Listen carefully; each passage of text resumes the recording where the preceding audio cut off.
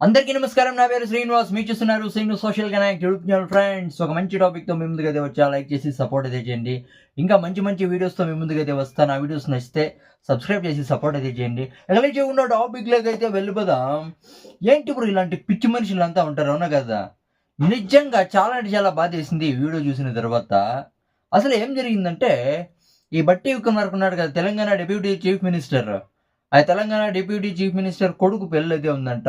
ఆ కొడుకు పెళ్ళికి చాలా మంది సెలబ్రిటీలు, రాజకీయ నాయకులు, సినీ ప్రముఖులంతా వచ్చారు. అవును కదా! ఆ మహానుభావుడు రాజేంద్ర ప్రసాద్ నడుచుకొని వస్తుంటే, ఆ పిల్లాడు ఎవరో సెల్ఫీ కోసం అయితే అడుగుతాడు. అవును కదా!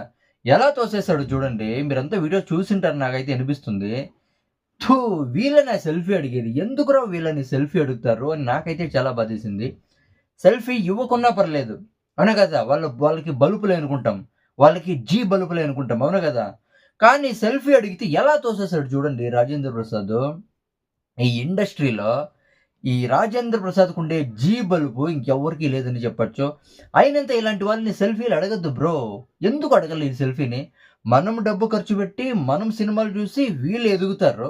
కానీ వీళ్ళని సెల్ఫీలు అడిగితే వాళ్ళే తోసేస్తారు చూడండి. అదంతా అవసరం మనకి. అయినంత మీ తల్లిదండ్రుల కన్నా హీరోల వాళ్ళా? మీ తల్లిదండ్రుల కన్నా గొప్ప హీరోల వాళ్ళు. మీ తల్లిదండ్రులతో సెల్ఫీలు తీసుకొని, అసలు మీ తల్లిదండ్రులతో ఎప్పుడైనా మీరు సెల్ఫీ‌లా దిగింటారా? ఆ దిగిండే మొఖాలేనా మీవి? అవునా కదా! పేరెంట్స్‌తో, తల్లిదండ్రులతో సెల్ఫీలు దిగండి అవునా కదా! దానికి మించి హీరోస్ అయితే లేరు. ఈ పనికిరానోళ్ళతో ఎందుకు సెల్ఫీలు దిగుతారు బ్రో? అయినంత ఈ రాజేంద్ర ప్రసాద్ ఎక్కడ కనిపించినా సెల్ఫీలయితే దిగొద్దు. ఏం పెద్ద హీరోనా రాజేంద్ర ప్రసాద్? అవునా కదా! అది కాకుండా మీరు తిట్టుకుంటే తిట్టుకోండి, నాకేం ప్రాబ్లమ్ అయితే లేదు. బాలకృష్ణను కూడా ఎవరు సెల్ఫీలయితే అడగొద్దు. ఎందుకు బ్రో కొట్టించుకుంటారు?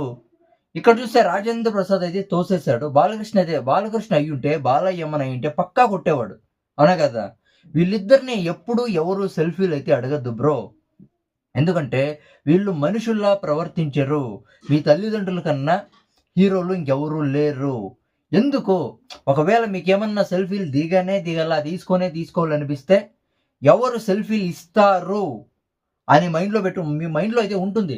కొంతమంది ఇలాంటి వాళ్ళని అడిగితే సెల్ఫీలయితే ఇస్తారు అని మీకేమన్నా అనిపిస్తే వాళ్ళని సెల్ఫీ అడగండి. ఇలాంటి పనికిరానోళ్ళతో ఎందుకు బ్రో సెల్ఫీలు అడుగుతారు? అవును గదా! అక్కడ తప్పు రాజేంద్ర ప్రసాద్‌ది కాదు. ఆ సెల్ఫీ అడిగినోనిది. రాజేంద్ర ప్రసాద్ ఎలాంటి వాడని తెలుసుకొని కూడా అలాంటి వాడిని పోయి సెల్ఫీ అడిగినాడంటే వాడు ఎలాంటి వాడు చూసి తెలుసుకోండి. ఈవెన్ బాలయ్య, నిజంగా చెప్తున్నాను, బాలయ్య ఫ్యాన్స్ తిట్టుకున్నా పర్లేదు. బాలయ్యని కూడా ఎవడు సెల్ఫీ అడగొద్దు బ్రో. బాలకృష్ణని, ఈ రాజేంద్ర ప్రసాద్‌ని ఎవరు సెల్ఫీలు అడగొద్దు.